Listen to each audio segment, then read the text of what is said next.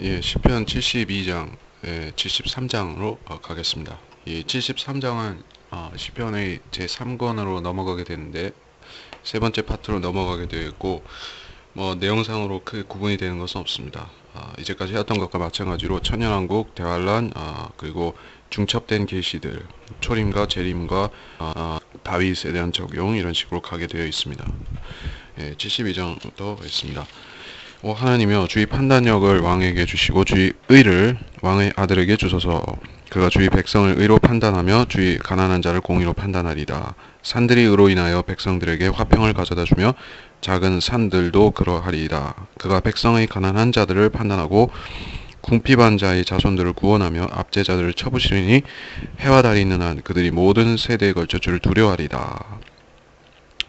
그가 벤 풀 위에 내리는 비같이 땅을 적시는 소나기같이 내려오리니 그의 날들에는 의인이 번성할 것이며 달이 있는 한 화평의 풍성함이 지속되나이다.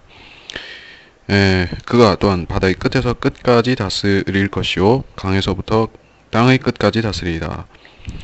광야에 거하는 자들이 그의 앞에 절하고 그의 원수들이 먼지를 핥으리이다. 일단 여기까지 하겠습니다. 이 왕을 위한 시인데 다윗이 솔로몬을 위해서 쓴 시로 보이죠. 근데 여기서 말씀을 보니까는 솔로몬이 예표하는 재림 예수 그리스도에 적용이 된다는 것을 금방 알 수가 있습니다. 그래서 우리가 이 솔로몬, 다윗의 아들 솔로몬을 천년왕국 예수 그리스도의 통치하시는 예표로 자주 인용을 하게 되는 것입니다.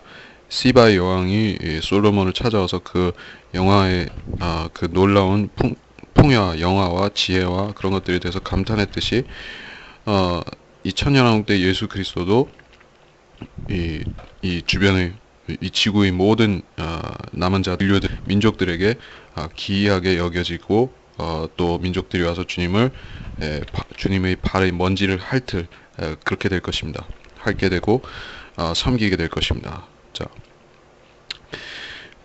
판단력을 왕에게 주시고 주의를 왕에게 주소서.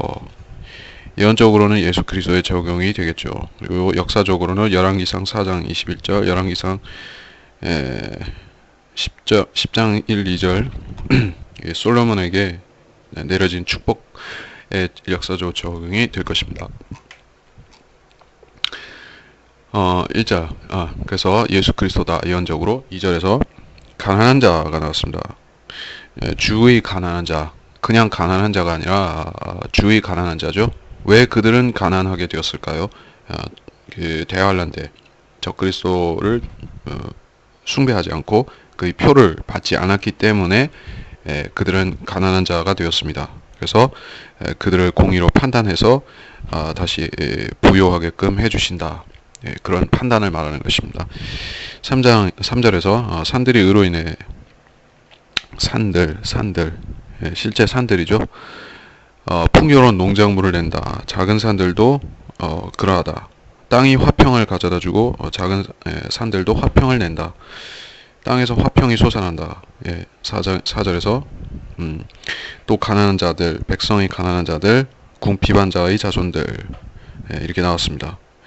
그래서 압제자들을 쳐부순다 했습니다. 이 가난한 자들, 궁핍한 자를 멸시하고 억압하는 압제자가 있습니다. 바로 적그리스도가 대환란 때 그렇게 하고 또 쫓겨나서 주님께서 이 가난한 자를 돌보실 것입니다. 5절에 해와 달이 있는 한, 해와 달은 영원히 있다고 했습니다. 해와 달은 사라지지 않을 것이고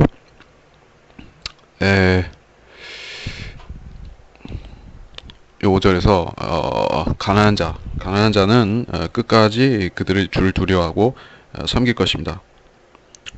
가난한 자들은 해와 달이 있는 한, 그러니까 천년왕국 동안, 그리고 천년왕국이 지나서 또 영원히 그들은 구원받은 자들로서 주를 두려워하고 섬기게 될 것입니다.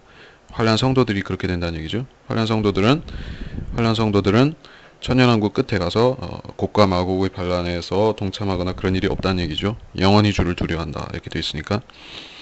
그가 벤 풀 위에 내리는 비같이 땅을 적시는 소나기같이. 자, 이 비와 이 땅을 적시는 소나기는 어떤 비고 어떤 소나기인가? 보면은 주님께서는 장막절에 재림하실 것이 확실합니다. 시편 68장 9절, 이사야서 44장 3절, 45장 8절. 늦은 비와 이른 비가 한철에 내릴 때 주님은 오신다. 한철은 장막절이다. 그래서 실제 비가 또 내리는 것입니다. 그리고 그 비가 내리면서 3년 반 동안 가뭄이 들었던 팔레스타인 땅에 물이 풍성하게 되고 이 천년왕국이 시작되면은 바로 농사를 지을 수 있을 것입니다.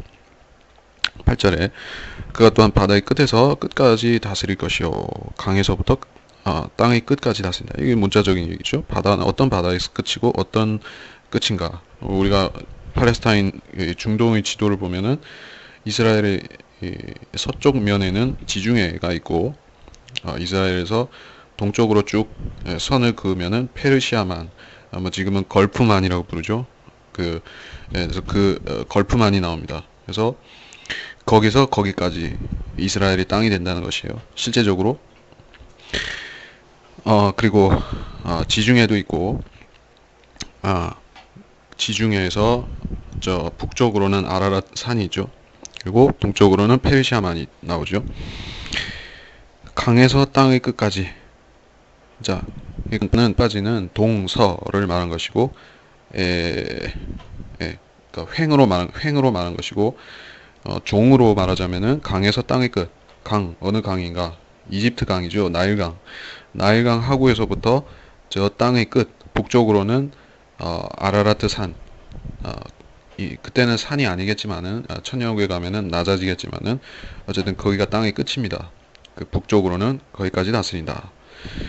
천년왕국 때 이스라엘이 다스릴 땅을 말하는 것입니다. 천년왕국 통치를 말하는 것이죠.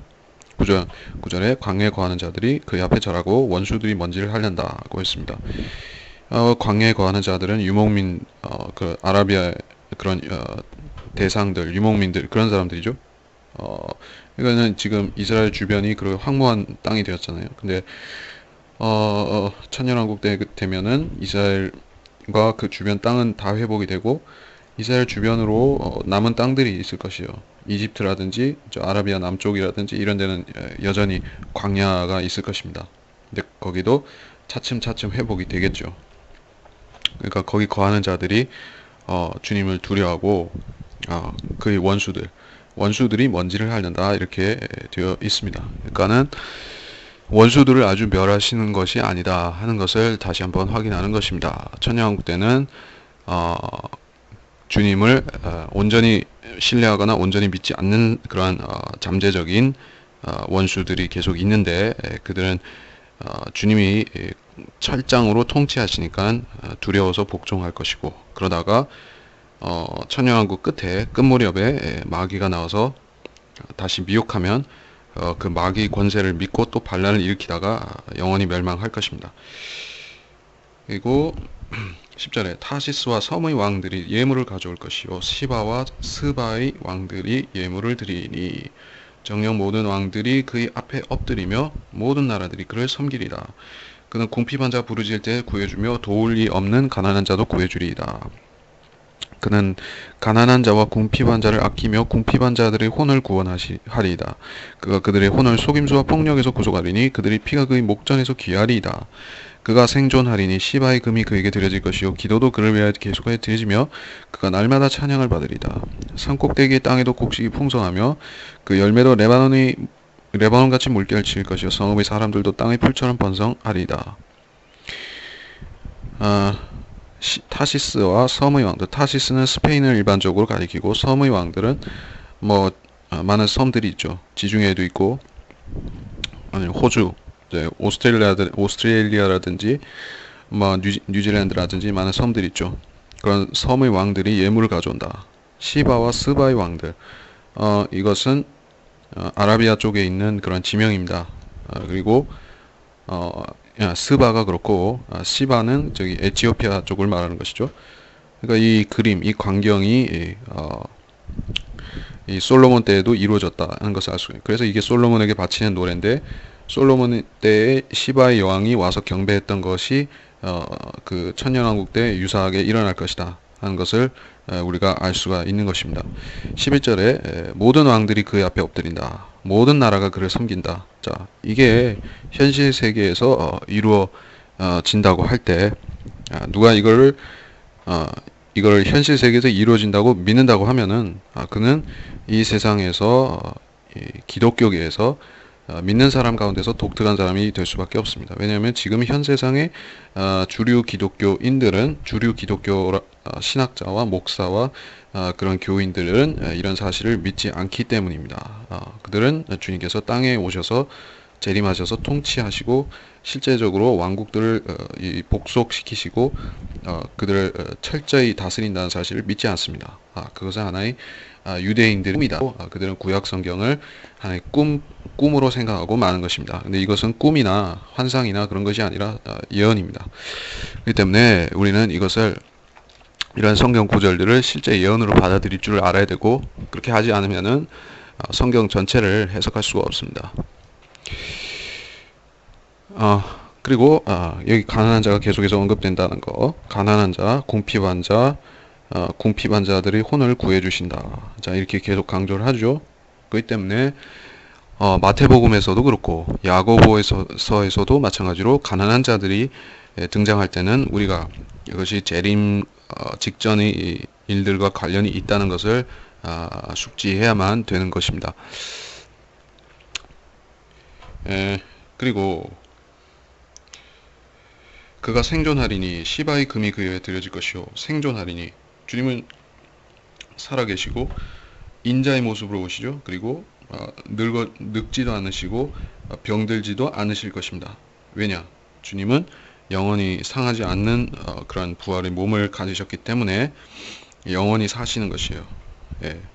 그래서 우리가 Long live the king, 뭐 만세수 하소서, 왕이여 영원히 사소서, 다니엘서에도 나오고 이런 표현들이 있죠.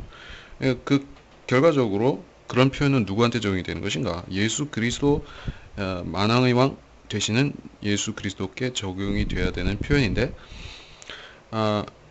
그것을 인간 왕들에게 쓰는 이유가 무엇이겠어요? 그것은 이 세상 왕들은 결국에 주님께서 오셔서 왕위를 차지하시면은 물러나야 될 사람들이죠.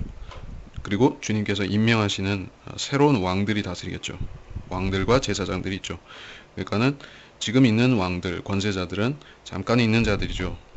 근데 그들조차도 자기들이 그렇게 되기를 원합니다. 영원히 다스리기를 원해요. 근데 이루어질 수 없는 소망이죠. 근데 주님은 반드시 영원히 다스리신다. 예, 생존하리니 시바의 금이 그에게 드려질 것이요. 또 시바가 나왔습니다. 에티오피아와 관련이 된다. 거기서 금이 그에게 드려진다. 기도도 그를 위하여 드려지며 날마다 찬양을 받으신다고 했습니다.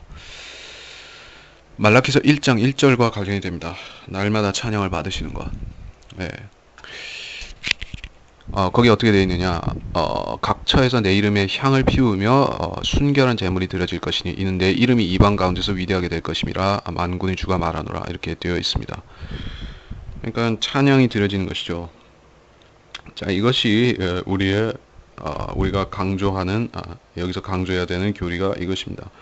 자, 이 지구상의 모조품 천국의 모조품을 이루려고 한 세력들이 종교라든지 종교를 기반으로 해서 그게 세력을 이룬 자들이 여럿 있었죠. 지금도 있고 가령 모슬렘이 있습니다. 또는 힌두교가 있어요. 또는 불교도 있을 수 있습니다.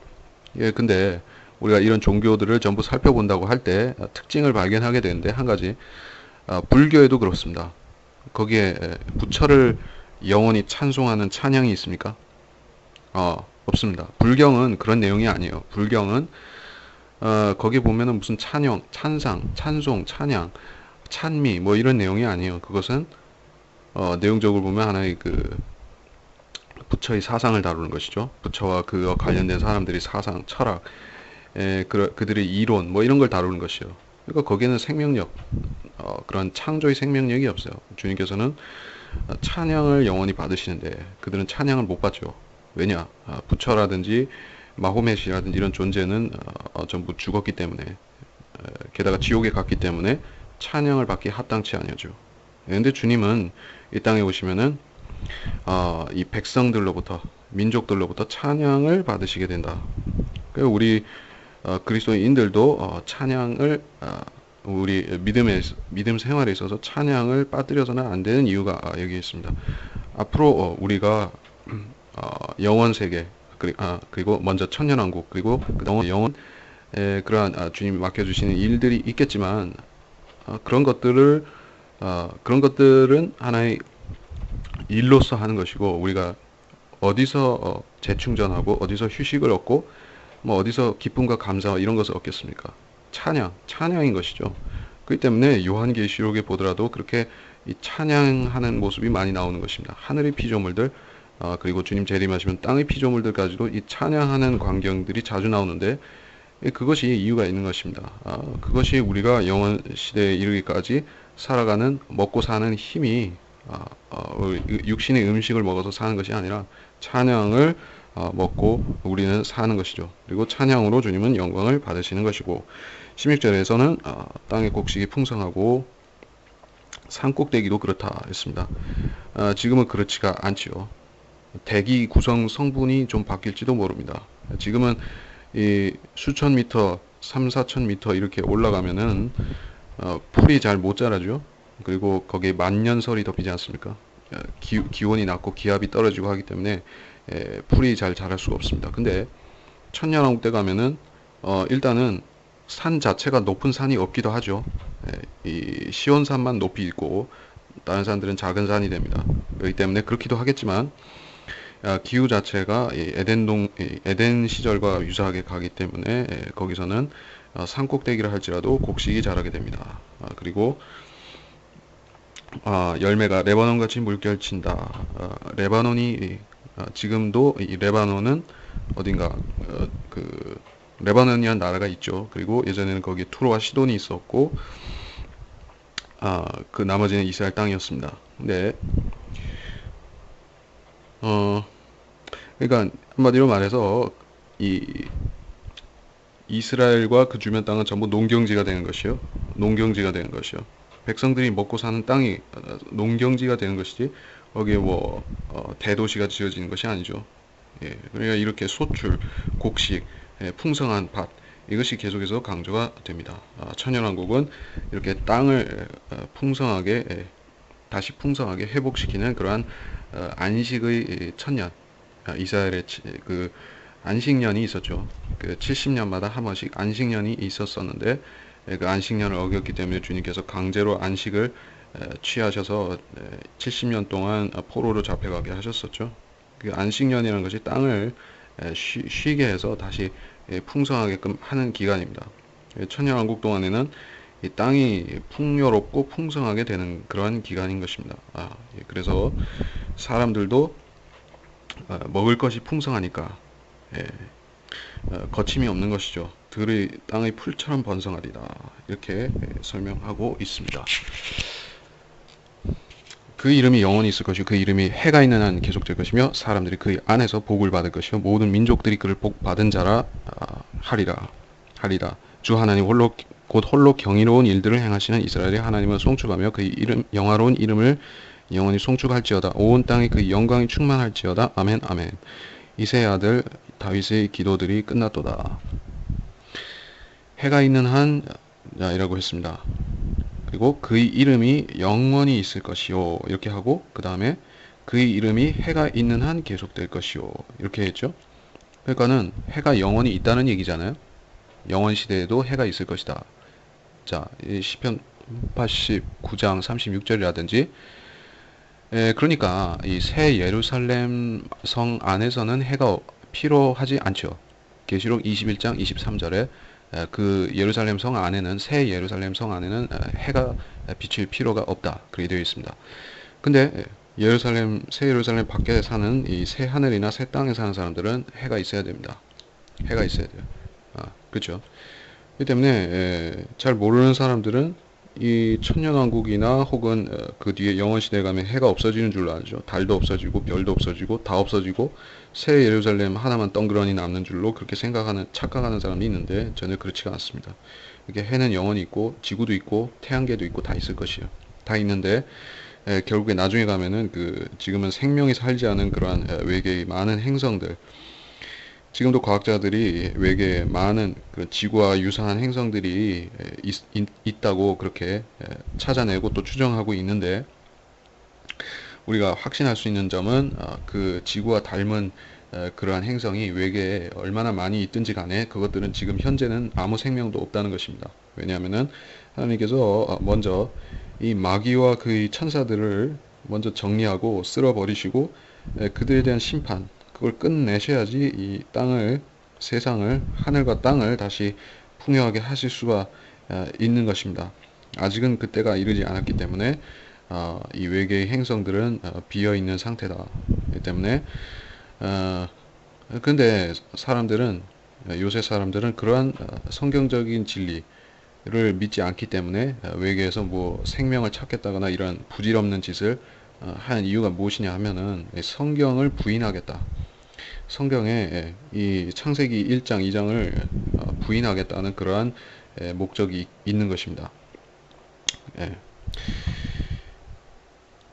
그래서 이 18절, 19절을 온 땅에 그의 영광이 충만할지어다. 충만할지어다. 그래서 지극히 높은 곳에 계신 아버지께 영광. 그러면 땅 위에 화평이 임한다. 누가복음 2장 14절. 그거는 초림 때 주님 오실 성육신 하시는 것과 관련된 문맥이지만은 재림 때 실제로 이루어집니다. 땅 위의 화평. 땅 위의 화평이 응답되는 것이 주님께서 왕으로 통치하시면은 그때 그때 이 땅 위에 화평이 임하는 것입니다. 그래서 이 72장 마무리했습니다. 73장 73장으로 넘어갔습니다. 73장은 89장까지 제3권을 형성하고 있습니다. 여기서는 내용적으로는 크게 다른 것이 없고 출애굽기에서 여호수아서까지 내용을 비유적으로 설명하고 있고, 또 이 코라의 아들들을 위한 시가 4편 나옵니다. 그래서 그것을 한번 보고 13장은 아삽의 시, 그렇게 되어 있습니다. 13장은 아삽의 시다. 여기 나오죠. 바로 이 베레키아의 아들 아삽이라, 역대기상 6장 39절을 보면 베레키아의 아들 아삽이라 되어 있습니다. 그래서 이 아삽이라는 사람은 단순한 어떤 음악 연주자는 아니었고 예언을 하는 그런 사람이었습니다. 선지자, 선견자, 그런 부류에 속한 사람이죠. 그래 알 수가 있습니다. 그러니까 이 시편 기록자들은 전부 그 시편 내용들마다 전부 다 조금이든 많이든 간에 각 시편들마다 예언이 조금이든 많이든 들어 있습니다. 그런 점에서 이 시편 기록자들은 전부 예언자들입니다. 전부 예언자들이죠. 우리가 그들은 단지 어떤 음악 연주가들이거나 그런 수준이 아닌 것이죠. 다윗으로부터 시작해서 전부 다 그렇습니다. 73장 진실로 하나님은 이스라엘에게 선하시니 곧 깨끗한 마음을 가진 자들에게니이다. 그러나 나로 말하면 내 발은 거의 실족할 뻔하였고 내 걸음은 미끄러질 뻔하였으니 이는 내가 악인의 번영을 보았을 때 어리석은 자를 시기하였음이니이다. 그들은 죽을 때에도 고통이 없고 그들의 힘은 강건하며 다른 사람들처럼 고난에 처하지도 아니하고 다른 사람들처럼 재앙을 당하지도 아니하기 때문이니이다. 그러므로 교만이 목걸이처럼 그들을 둘렀고 폭력이 옷처럼 그들을 덮었나이다. 그들의 눈은 살쪄서 불룩하고 그들은 마음이 바랄 수 있는 것보다 더 많이 가졌나이다. 그들은 부패하였고 압제에 관하여 악하게 말하며 거만하게 말하고 그들의 입은 하늘들에 대하여 열어두었으며 그들의 혀는 땅을 두루 다니나이다. 그러므로 그의 백성들이 여기로 돌아와서 잔에 가득한 물을 비우고 말하기를 하나님께서 어떻게 아시겠느냐? 지극히 높으신 분께 지식이 있겠느냐? 하나이다. 73장 1절부터 무슨 내용인가? 하나님은 이스라엘에게 선하시다. 깨끗한 마음을 가진 자들에게다. 이렇게 되어 있습니다. 지금 현재 그렇냐고 묻는다면은 그렇지 않죠. 이스라엘은 거기 모여 있는 사람들은 세계 각처에서 돌아온 유대인들이 있습니다. 그들이 혈통이 이방의 혈통과 섞인 것도 섞인 것이지만 마음도 순수하지 않습니다. 그 중에서는 정말로 하나님을 믿는 유대인들도 있는데 그들도 예수 그리스도를 믿지는 않습니다. 그리고 대부분은 하나님 자체를 안 믿는 유대인들도 많이 있습니다. 그렇기 때문에 이것은 이 시대에 바로 적용하기는 어려운 말인 것을 아시죠. 이스라엘에게 선하시니 지금은 주님께서 그들을 결국에 인도하셔서 민족을 구원시키려고 하는 점에서는 선하게 하시지만은 그들에게 무조건적으로 선하게 하시지 않습니다. 자, 2절에서 그러나 나로 말하면 발은 실족할 뻔했다. 걸으면 미끄러질 뻔하였다. 왜 미끄러질 뻔했는가? 3절에 나왔듯이 어리석은 자를 시기했기 때문에 그럴 뻔했습니다.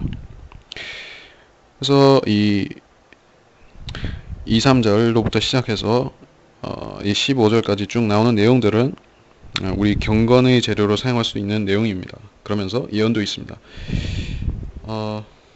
그래서 우리가 여기서 어떤 결론을 얻을 수 있는가? 우리가 악인의 번영을 보고 시기할 수 있는 것이죠. 충분히 그럴 수가 있습니다. 예. 근데 시기라는 것 자체는 그것이 죄를 짓는 것이죠. 그러니까 악인을 왜 시기해야 하느냐? 그들이 번성하고 그들이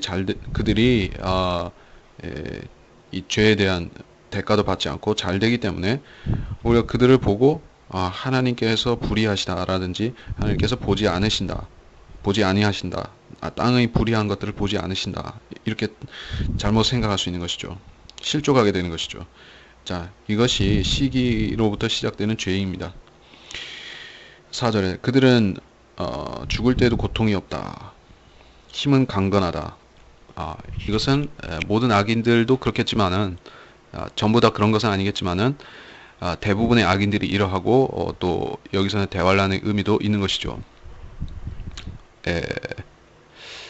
죽을 때 고통이 없다는 것은 조용하게 편안하게 죽는다는 것이죠. 누가? 악인. 여기서는 악인이라고 했으니까는 적그리스도와 관련이 있거나 그러한 유형의 사람들을 말하는 것이죠. 그런데 사실 적그리스도는 평안하게 죽지는 않을 것입니다.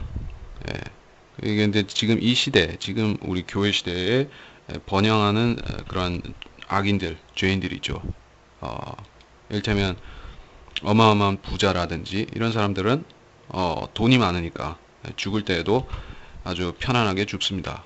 고통스럽지 않게 돈이 많기 때문에. 근데 그들은 그러한 자기 부를 의지하고 자랑하면서 죽음 이후에 대한 삶에 죽음 이후에 어떻게 될 것인가, 지옥에 갈 것인가 하는 것에 대한 두려움이나 가책이나 이런 것 없이 그렇게 죽습니다. 교만하다는 것이죠. 끝까지 교만하다. 대부분이 6절에 교만이 목걸이처럼 그들을 둘렀다. 폭력이 옷처럼 그들을 덮었다. 이런 말씀을 하는데 이게 대환란 때의 악인들에 보다 가까워지는 말씀이죠.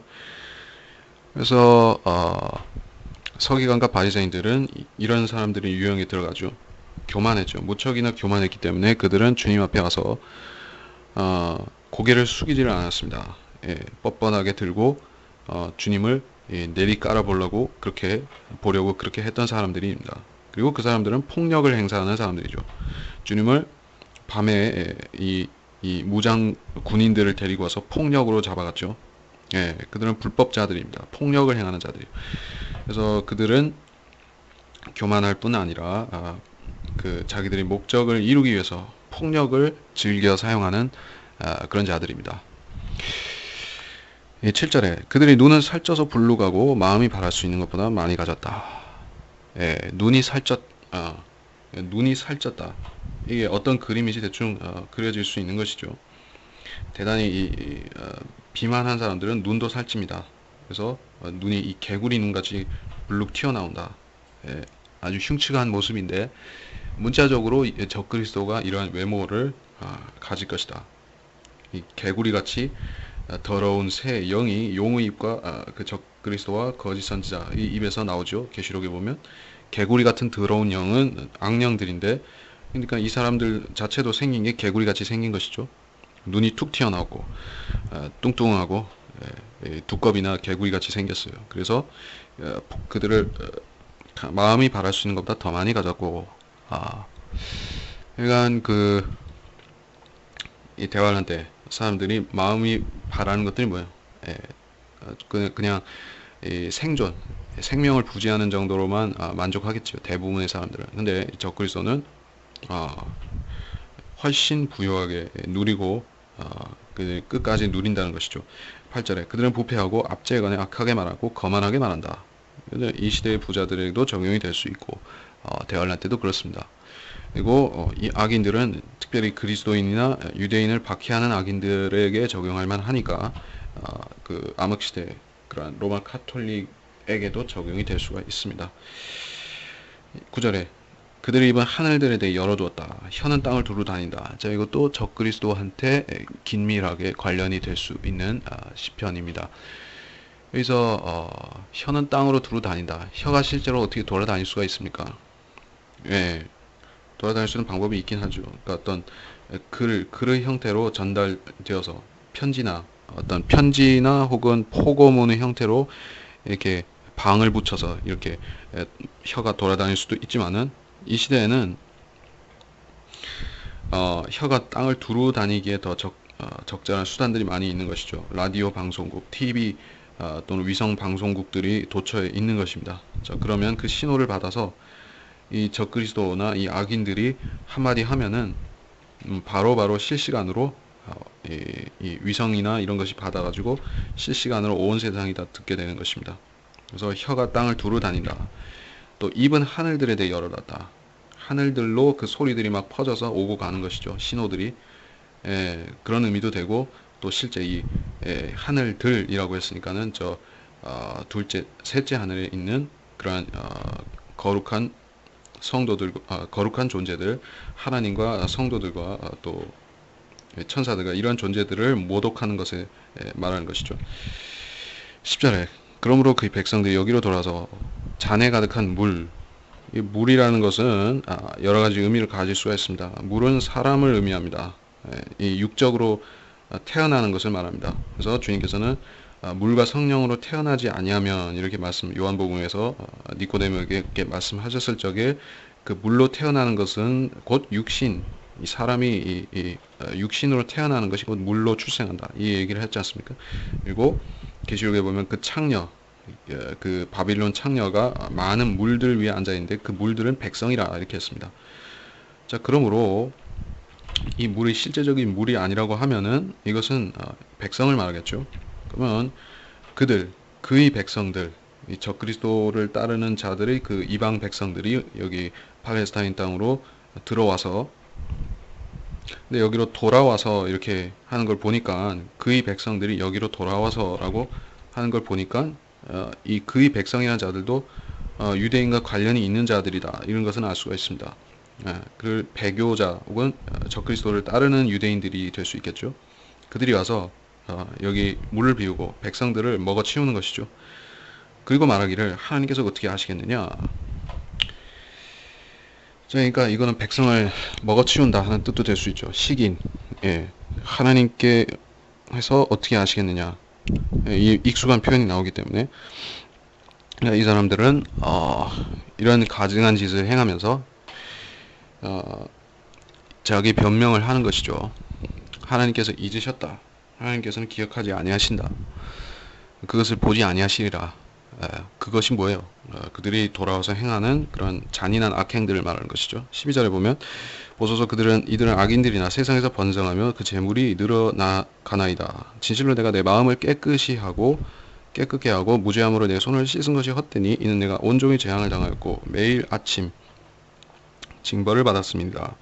만일 내가 말하기를 내가 그렇게 말하리라 한다면 보소서 내가 주의 자손들의 세대에 대항하여 범죄하는 것이니이다.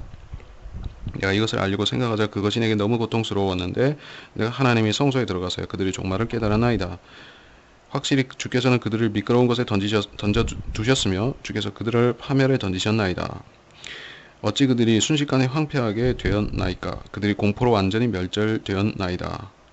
사람이 깨어났을 때의 꿈과 같이 오 주여 주께서 깨시면 그들의 형상을 멸시하시리다. 자 12절에 이들은 악인들이나 세상에서 번성하고 재물이 늘어간다. 이제 말했습니다. 그러니까 이게 직접적으로는 악인들이 세상에서 번성하고 재물이 늘어간다. 일반적으로 이 시대에도 뭐 그럴 수 있습니다. 근데 전부 그런 것은 아니에요. 근데 여기서 말씀하시는 악인들은 대환란 때 이 확연하게 부자와 가난한 자로 나뉠 때의 그 악인들을 말하는 것이요. 그래서 그들은 이스라엘을 약탈하고 백성을 죽이고 먹어치우니까는 가득한 물을 비우니까는 그들은 번성합니다. 13절에 보니까 진실로 내가 내 마음을 깨끗게 하고 무죄함으로 손을 씻은 것이 헛되다. 환난 성도로서 이렇게 고백을 할 수도 있고 욥도 그렇게 얘기를 했습니다.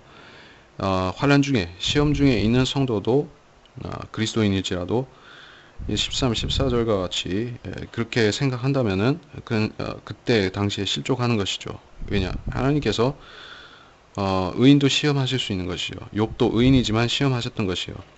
사람은 모두 시험 받을 수 있습니다. 우리 안에 한 가지 마지막까지 이기기 어려운 죄가 한 가지인데 그것은 자기의라는 것입니다. 그리스도인도 자기의가 있습니다. 그것은 육신을 갖고 사는 한 우리 몸이 부활하지 않는 한 여전히 갖고 있는 그러한 육신의 찌꺼기입니다. 자기의. 그러니까 욥도 그것을 갖고 있다가 뉘우쳤듯이 우리도 이 악인들의 번영을 시기하는 것, 그 생각 자체가 자기의라는 것을 알아야 되는 것입니다. 그래서 이 악인의 결말을 보니까 욥의 경우에는 주님께서 등장하셔서 설명해 주시고 악인의 패망을 설명해 주시니까 그 사탄을 보여주시면서 설명하시죠. 그 비히못이라든지 그 리비아단 비히못을 보여주시죠. 그렇기 때문에 우리가 이 악인들의 결말을 보면 우리 의문이 해소되고 또 자기 의를 가지고 주님 앞에 어설픈 그런 항변을 했던 것을 뉘우치게 되는 것이죠. 그래서 이 시편 저자도 그렇게 뉘우치고 있습니다. 내가 온종일 재앙을 당하고 매일 아침 징벌을 받았다. 이 환난 성도 욥과 같고 환난 성도들이고 또 이들은 가난한 자들입니다. 그래서 매일 아침 재앙이 임합니다. 15절에 내가 말하기를 내가 그렇게 말하리라. 내가 주의 자손들이 세대에 대항하여 범죄하는 것이다. 저기 무슨 말입니까? 세대, 단수 세대죠. 주의 자손들의 세대. 어떤 세대냐? 천년왕국 세대죠. 환란을 통과해서 거기 천년왕국 들어가서 사는 세대죠. 그러니까 그들은 의인들의 세대예요. 그리고 그들은 주로부터 복받은 세대죠.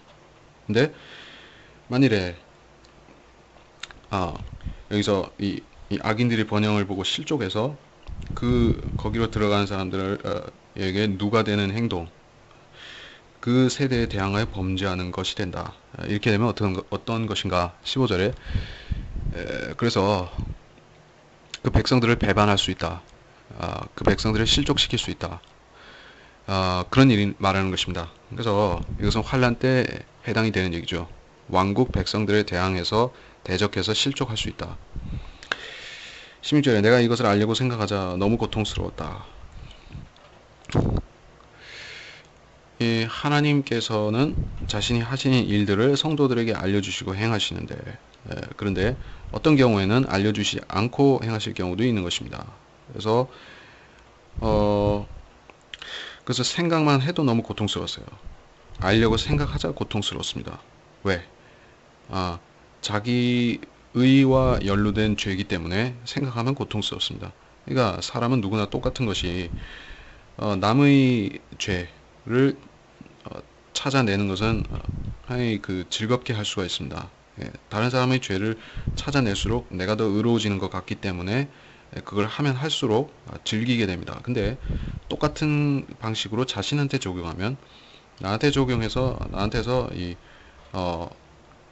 티끌을 찾아내기 시작하면 그게 자기한테 고통이라는 것을 깨닫는 것이죠. 그래서 참된 회개라는 것은 이런 고통스러움을 수반할 수 있는 것입니다. 고통스러움. 왜 고통스러운가? 자기 죄를 깨달으면 자기 죄를 무거운 죄를 알면 알수록 그것이 나는 모르고 살아왔었는데 그 죄의 쇠사슬이 얼마나 나한테 고통을 주고 있었는가 하는 것을 알게 되는 것입니다. 그래서 고통스러운 것입니다. 그래서 17절에 내가 하나님이 성소에 들어가서야 그들의 종말을 깨달았다. 성소라는 것은 여기서는 뭐 하늘이거나 땅이거나 마찬가지입니다.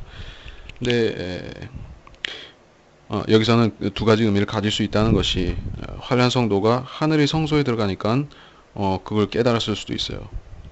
하늘 성소가 어디? 하나님이 성소가 어디죠? 셋째 하늘이죠, 지금. 지성소, 셋째 하늘. 주님께서 거기 계신 그곳. 그러니까 너무 고통스러웠는데 성소에 들어가니까는 그 고통스러운 것이 풀렸어요. 그러니까 환란 성도가 셋째 하늘로 가면은 그들은 기뻐 찬양하게 되겠죠. 이 그 제단 밑에서 우리 복수를 해달라고 울부짖을 때가 있다가 셋째 하늘로 휴거되어서 올라가면 그 환란 성도들은 기뻐하겠죠. 그래서 하나님이 성소에 들어가니까 그들이 종말을 깨달았습니다. 18절 확실히 주께서는 그들을 미끄러운 곳에 두셨다. 파멸에 던지셨다.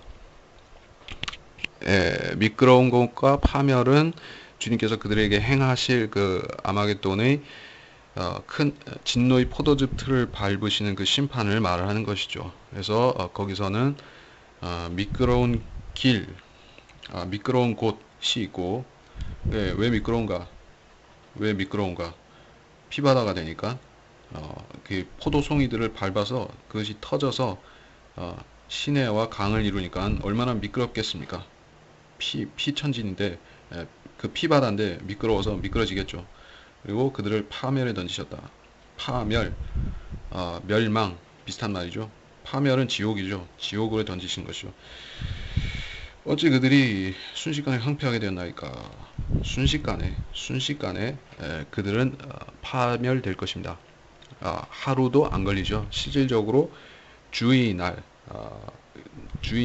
임하면은 하루조차도 안 걸리고 몇 시간조차도 안 걸리고 그들은 황폐하게 되는 것입니다.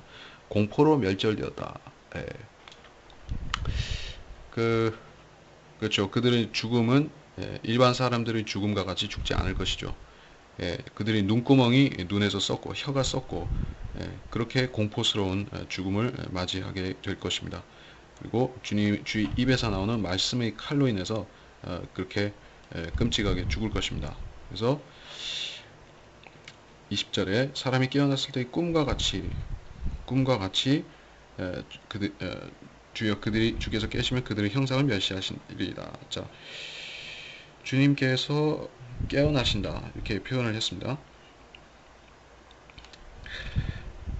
그러면 주님이 지금 주무시고 계신 것인가? 그 얘기가 하는 것이 아니죠. 그러니까 깨신다는 것은 일어난다, 자리에서 일어난다 하는 의미와 관련해서 말씀하신 것이에요. 왜냐하면 지금 현재 주님께서는 셋째 하늘에 앉아 계시기 때문에.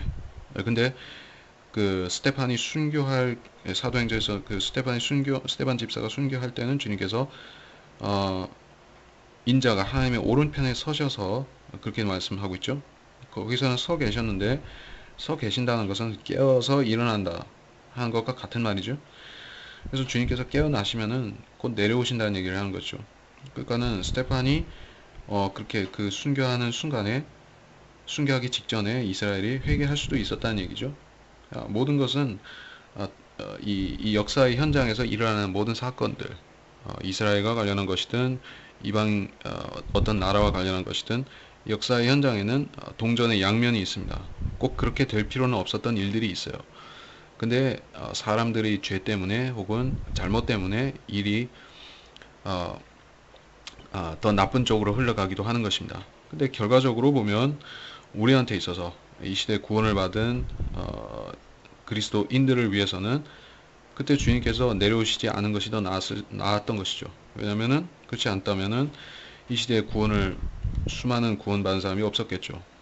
자, 모든 것은 양면을 갖고 있습니다. 그리고 주님께서 서신다는 것, 일어나신다는 것은 즉 재림을 말합니다.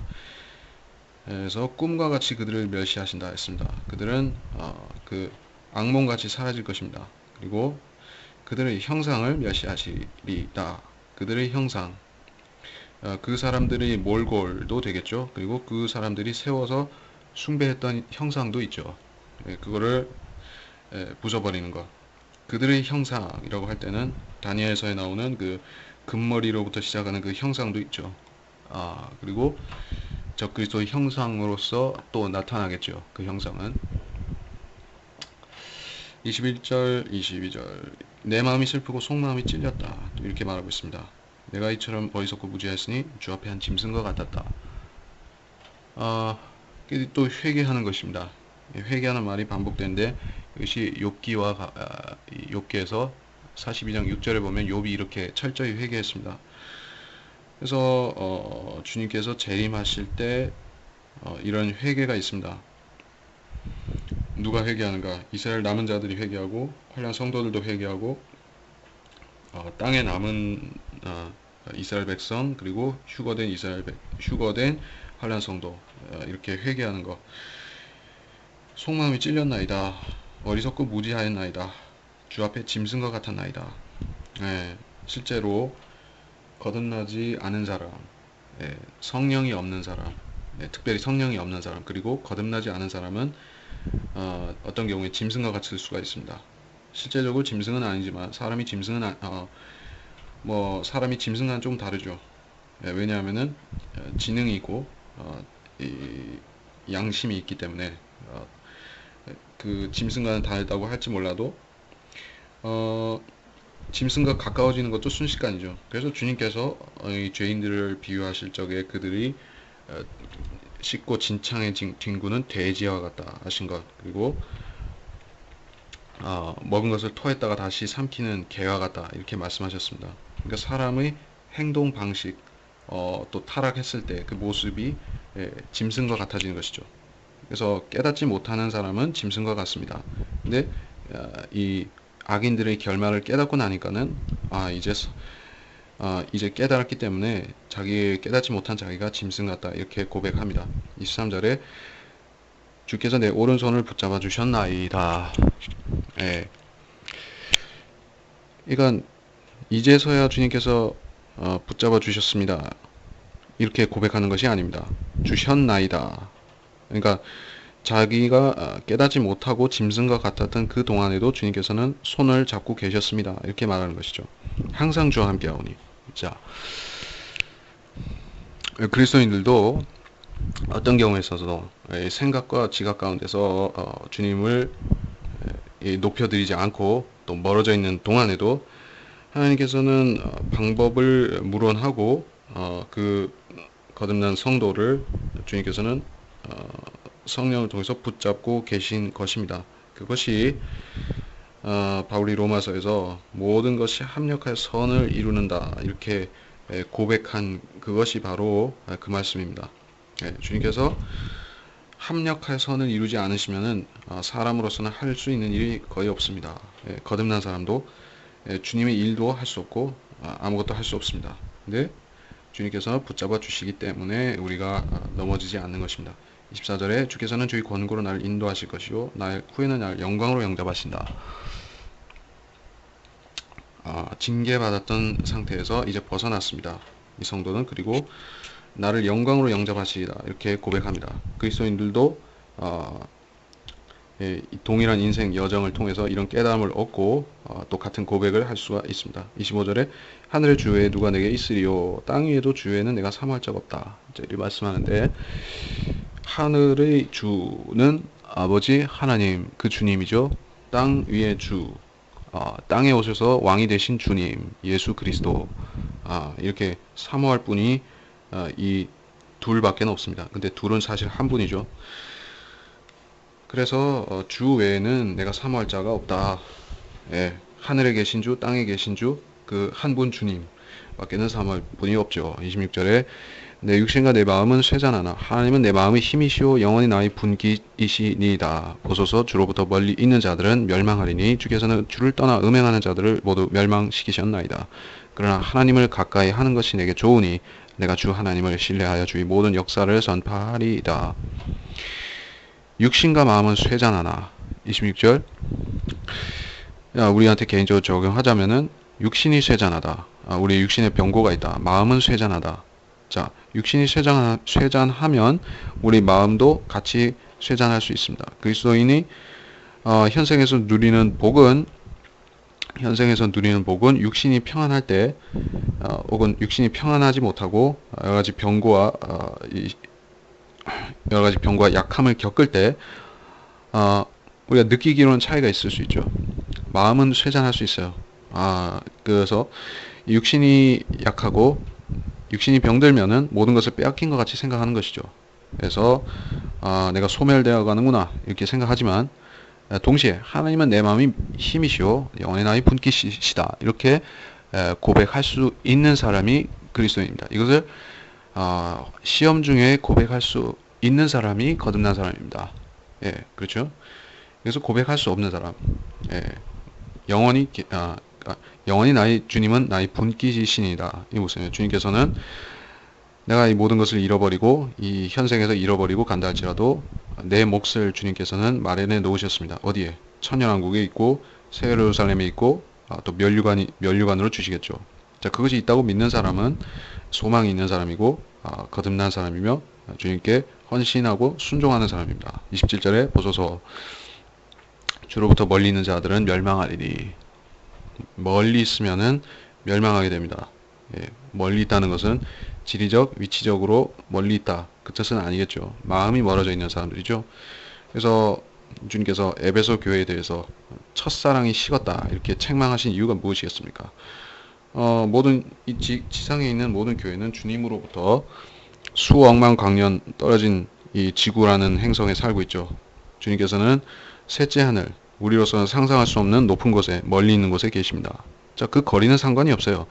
하나님을 주를 떠나는 것은 거리를 말하는 것이 아닙니다. 마음이 떠나는 것이 생각이 떠나고 마음이 떠나고 또 지식이 그러면 결국에 지식으로도 멀어지게 되어 있습니다. 마음이 떠나면 그 다음에는 생각도 멀어집니다.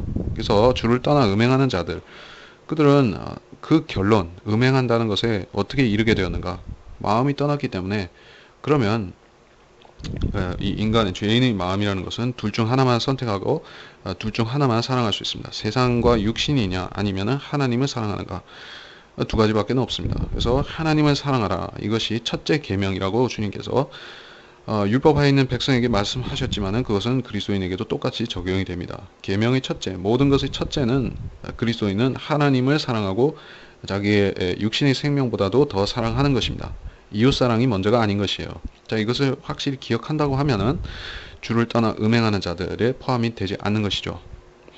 근데 여기서는 모두 멸망시키셨습니다. 자, 이렇게 말하기 때문에 그래서 대환란과 관련지어서 본다면은 그 앞서 보았던 그의 백성들이 여기로 돌아와서 자행한 그러한 10절에서 만행을 자행한 것들 그리고 적그리스도를 따라다니는 그러한 악한 이스라엘 사람들 그게 주를 떠나서 음행하는 자들이죠. 한때 주를 붙잡았던 자들 환란 때 한때 믿는 채 했던 자들이 적그리스도가 나타나니까 그와 손잡는 것 이런 악한 자들이죠. 그들을 음행하는 자들을 멸하신다. 실제적인 음행도 포함이 됩니다. 그렇죠? 영적인 음행을 하면은 육적인 음행도 따라오게 되어 있습니다. 그래서 여기서 음행은 두 가지 의미가 다 있을 수 있고요. 28절에 하나님을 가까이 하는 것이 내게 좋으니 내가 주 하나님을 신뢰하여 자 하나님을 가까이 하는 것이 좋으니 주 하나님의 모든 역사 주의 모든 역사를 전파하리다. 모든 역사 예. 이제까지 이 73편에서 설명한 주님의 역사가 어떤 역사였습니까? 악인들의 심판 악인들이 결국에 그 하나님께서 악인들을 어떻게 처벌하실 것인가 어떻게 멸망하고 또 의인들에게 어떻게 갚아주실 것인가 하는 그 역사를 말하는 거겠죠. 그러니까 그 역사는 말하자면 성경이 이루어진 것인데 성경의 예언이 이루어진 것인데 성경 자체죠. 그러면은 주의 모든 역사라는 것은 성경을 말하는 것이죠. 예, 그러면 우리 그리스도인의 입술로 전파하는 모든 것들은 결국에는 성경에서 나온 것이죠. 왜 복음도 성경에서 나온 것이죠. 진리도 성경에서 나온 것이죠. 그러면 성경을 선포한다는 것은 그 안에 있는 모든 것을 전파하고 모든 진리를 모든 역사를 전파하는 것입니다. 예, 이 성경의 부정적인 것과 긍정적인 것이 같이 나오죠. 긍정적인 것은 뭐 새 예루살렘과 천년왕국과 우리 부활과 또 우리에게 주시는 그런 유업과 상들과 면류관과 또는 뭐 성령의 열매들과 뭐 이런 긍정적인 것도 있죠. 부정적인 것이 어떤 것입니까? 심판이 있고 멸망, 지옥, 불못, 대환란 그리고 악인들이 이 현 세상에 득세하여서 뭔가 악한 일들을 하는 것 그리고 이런 부조리들 자 이런 모든 것들이 있어요. 근데 그 모든 것들은 사실 성경에 다 있는 것들이죠. 그리고 우리 모든 것들을 어떻게 받아들이고 우리가 그것을 수긍할 수 있겠습니까? 근데 악인들에 대한 시기에 빠져서 그렇게 비뚤어진 마음을 갖게 되면은 안 된다는 것이죠. 항상 그리스도인은 항상 모든 일들의 끝을 보는 사람입니다. 예, 끝을 먼저 보는 사람이에요. 왜냐하면 하나님께서 써 놓으셨기 때문에 우리는 그 끝을 알고 살아가는 사람입니다. 그래서 우리는 모든 역사를 전파할 수가 있습니다. 그 일이 일어나기 전인 지금조차도 모든 역사를 전파할 수가 있습니다. 자, 이 사실을 기억하고 이상 73장까지를 마무리하겠습니다. 하나님 아버지, 이번 시간에 통해서 72장에서는 천년왕국의 주님께서 천년왕국의 또 하나의 그런 풍경을 보여주셨습니다. 그리고 거기에서 섬기는 자들과 백성들과 번영하는 자들과 또 땅의 회복과 이런 것들을 보여주셨습니다. 이것이 솔로몬을 위한 시라고 하셨는데 주님께서는 친히 이 땅에서 1000년 동안 솔로몬과 같은 왕으로서 다스리실 것입니다. 주님, 그런 복된 천년왕국을 우리가 이 성경에서 배우지 아니하면 이 세상에서 이런 세상 학문에서 이런 사실을 어떻게 깨달을 수가 있겠습니까? 세상은 이런 것을 가르치지 않고 이런 것을 기뻐하지도 않지만 또 우리는 이것이 성경에 있고 사실이고 이루어질 예언이라는 것을 알기에 이것을 소중히 여기며 마음에 받아들일 뿐 아니라 또 기회되는 대로 전파하기까지 하는 것입니다. 주님, 이것을 전파할 수 있는 그러한 지혜와 지각과 또 능력을 주셔서 깨닫는 성도들은 이것을 전파할 수 있게 해주시길 원하고, 또 73장에서 이 악인에 대해서 나왔습니다. 적그리스도, 그리고 그때의 악인들, 그때 번영하는 자들, 그리고 그것을 보고 실족할 수 있는 사람들, 성도들이 나왔습니다. 우리는 그와 똑같은 시기를 지금 아직 살고 있는 사람은 아닙니다. 그러나 주님, 이 시대에도 비슷한 일들은 일어납니다. 주님, 우리는 우리 눈으로 매일같이 보고 있습니다. 불의한 자들이 득세하고 주님을 두려워하지 않는 자들이 이 세상에서 잘 되는 것을 보고 있습니다. 그러한 경우들이 수도 없이 많이 일어나기 때문에 때로는 우리들 자신도 이 그리스도인으로서 산다는 것이 무슨 유익과 가치가 있는지 그렇게 회의적으로 생각하게 만드는 그런 마귀의 속임수에 빠지기도 합니다. 모든 것은 시기심 때문에 일어나는 일인데 우리는 그러한 죄를 멀리해야만 되고, 우리의 상을 지키기 위해서, 우리의 면류관과 우리의 유업과 영원한 보상을 지키기 위해서 우리는 시기심을 멀리해야 되는 줄로 압니다. 주님께서는 확실히 악인들을 짓밟을 것이며 이 적그리스도와 그의 따르는 자들을 주님께서는 이기실 것입니다. 주님께서는 그 일들의 결말을 우리에게 깨닫게 해주셨사오니 주님, 이 시편 저자 아삽이 고백했던 것과 같은 동일한 고백으로 우리는 주님께 모든 일의 결말을 보고 주님 앞에 겸허하고 겸손한 마음을 품은 그러한 성도로서 그런 겸손한 성도로 이 마음을 품고 우리가 이 시편을 공부하고 계속 공부할 수 있게 해주시기를 원합니다. 우리는 일들의 결말을 보았고 이로 인해서 우리 입술에 있는 것은 지속적으로 우리 입술에 있어야 되는 것은 주님께 대한 찬양과 또 높여드리고 경배하는 것인 줄로 압니다. 주님께서는 성도들에게 그 열매, 입술의 찬양의 열매를 요구하시는 주님인 줄로 압니다. 감사드리며 위대하신 주 예수님의 이름으로 기도합니다. 아멘.